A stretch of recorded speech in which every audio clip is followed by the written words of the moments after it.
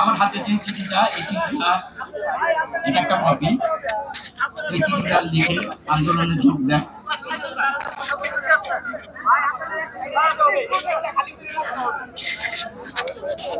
মা, আমি মিছিলে যাচ্ছি, আমি আর নিজেকে আটকে রাখতে পারলাম না। সরি আব্বুজান, তোমার কথা অমান্য করে বের হলাম। স্বার্থপরের মতো ঘরে বসে থাকতে পারলাম না।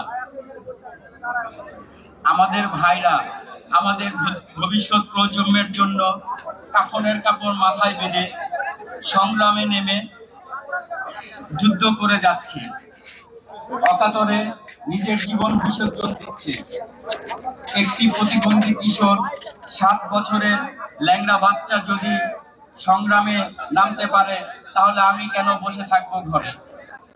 একদিন তো মরতেই হবে, তাই মৃত্যুর ভয় না করে স্বার্থপরের মতো ঘরে বসে না থেকে সংগ্রামে নেমে বীরের মতো গুলি খেয়ে মৃত্যু অধিক শ্রেষ্ঠ। যে অন্যের জন্য নিজের জীবনকে বিলিয়ে দেয়, সেই প্রকৃতিক মানুষ। আমি যদি বেঁচে না ফিরি, তবে কষ্ট না পেয়ে গর্বিত হইল। জীবনের প্রতিটি ভুলের জন্য ক্ষমা চাই। এটাই ছিল আনাসের শেষ চিঠি।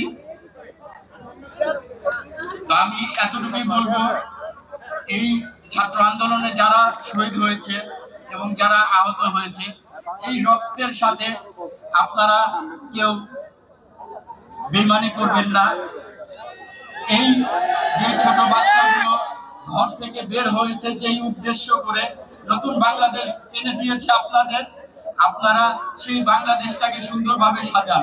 এটাই আমাদের শহীদ পরিবারের সবার কাম্য।